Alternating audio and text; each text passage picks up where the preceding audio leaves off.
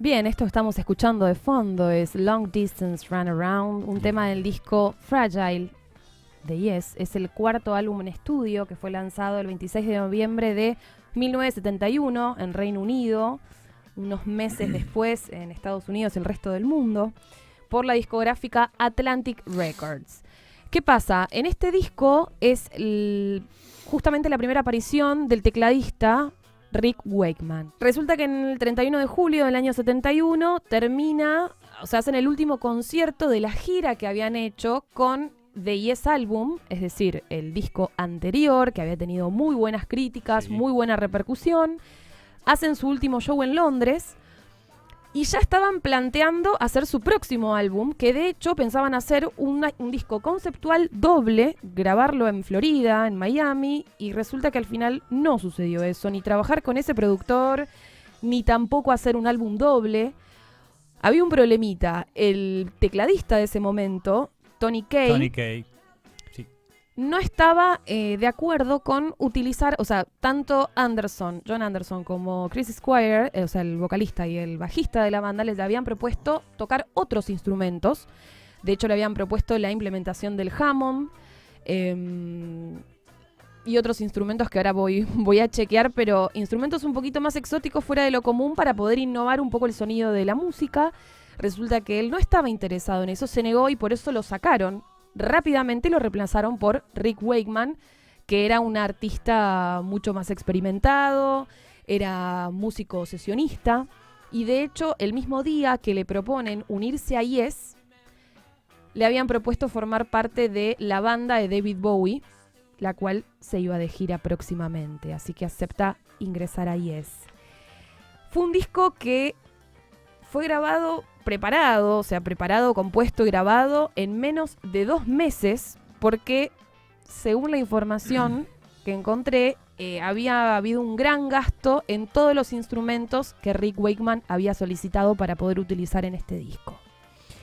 El tema que estamos escuchando, Long Distance Run Around, según Anderson, el cantante, resultó de su propia búsqueda espiritual. Sabemos que él, tiene una orientación más bien budista, es vegetariano, hay toda una conexión muy hippie de la época.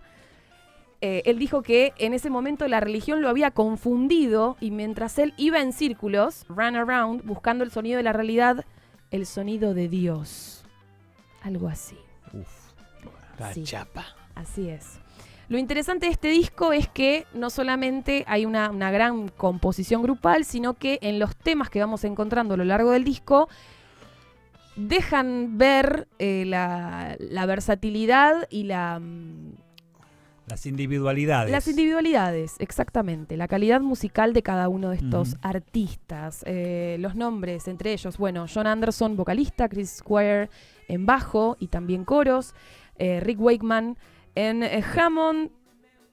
Tengo otros instrumentos, Mellotron, otro sintetizador, un Mini Moog.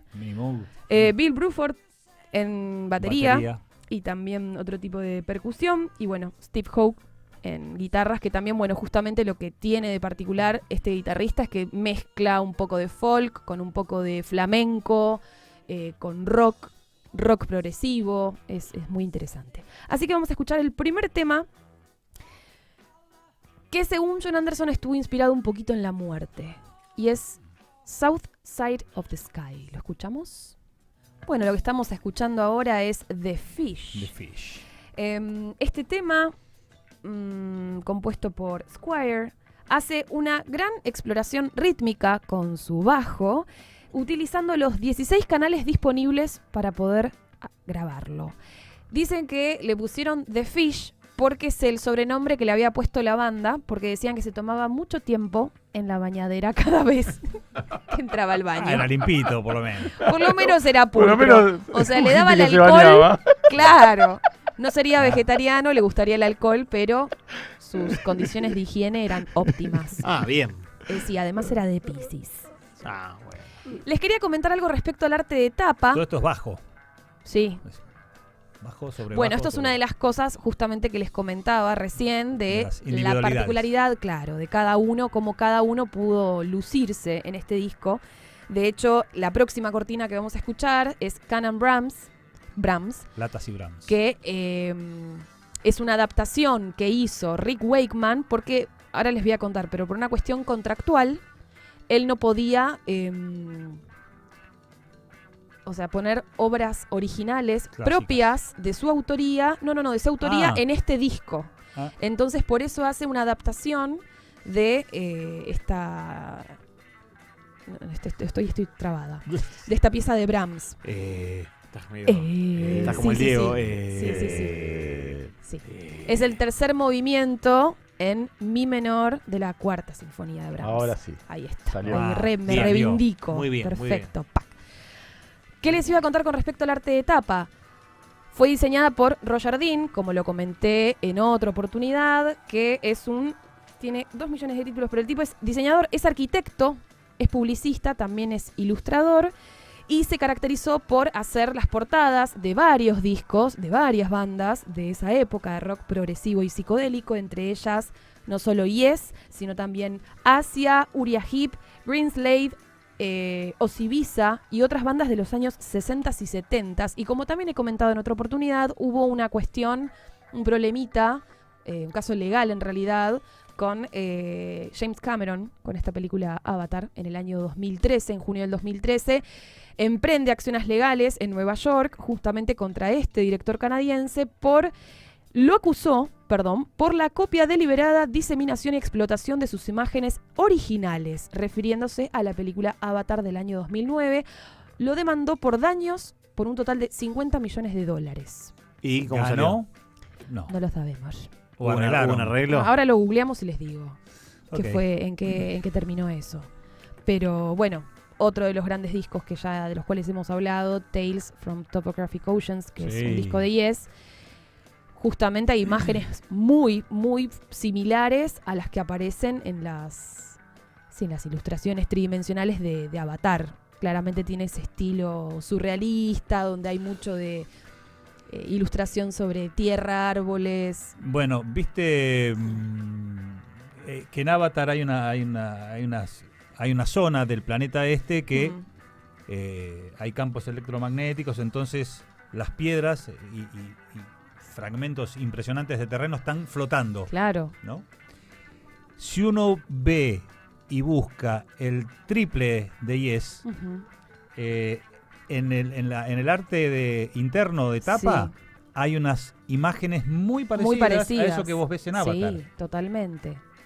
Bueno, de 40 hecho, años después, te digo, porque el triple de Yes es del año 73, por ahí. 2 años después de esto.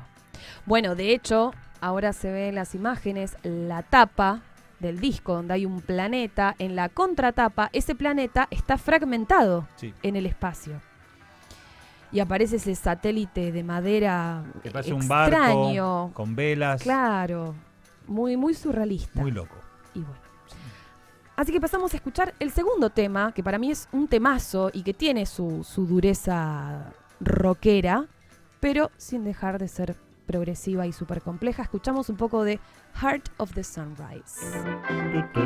Bueno, acá estamos escuchando Canon and Brahms, Latas y Brahms, que como les comenté, justamente por una cuestión contractual, Rick Wakeman no podía incorporar material original compuesto por él, solo en este disco. De hecho, tenía compuesto un tema propio llamado Handle with Care, o sea, tratarlo con cuidado, que no pudo incorporarlo a este disco y que más tarde se transformó en lo que fue Catalina de Aragón en su disco solista Las 6 esposas de Enrique VIII. Así que bueno, hizo esta adaptación maravillosa, como les dije, del tercer movimiento en mi menor de la cuarta sinfonía de Brahms. Este disco, Fragile, este nombre fue adquirido...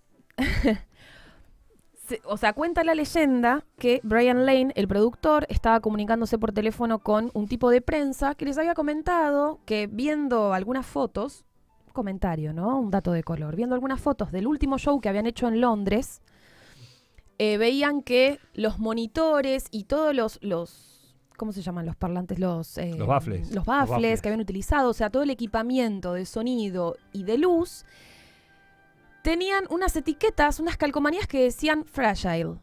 Entonces consideraron que ese sería un buen nombre, teniendo en cuenta que justamente en ese momento la banda estaba un poco endeble. Justamente que pasa esto con frágil. Exactamente, estaba un poquito frágil. Mirá vos. Podría ser rompible. ¿Por qué frágil?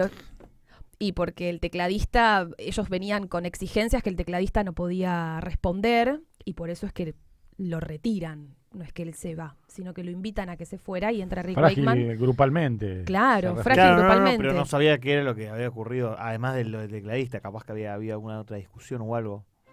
No, hasta donde yo sé, no. Ese es el único Le querían problema hacer comer que vi por lo hamburguesas a John pronto. Anderson. Claro. Sí. Y hacerle escuchar cosas satánicas. Este disco alcanzó el puesto número 7 en las listas del Reino Unido. En Estados Unidos el puesto número 4 con una duración en la lista de 46 semanas en Bien. total. Como decíamos, que acá se destacó la particularidad musical de cada uno de los integrantes. Tenemos esta pieza, esta adaptación de Rick Wakeman, donde puede lucirse. El solo de guitarra, que no lo escuchamos, de la guitarra acústica de Steve Howe en Mood for a Day. Tristeza por un día. En la composición de We Have Heaven, donde justamente se resaltan los arreglos vocales que hizo John Anderson para esta canción.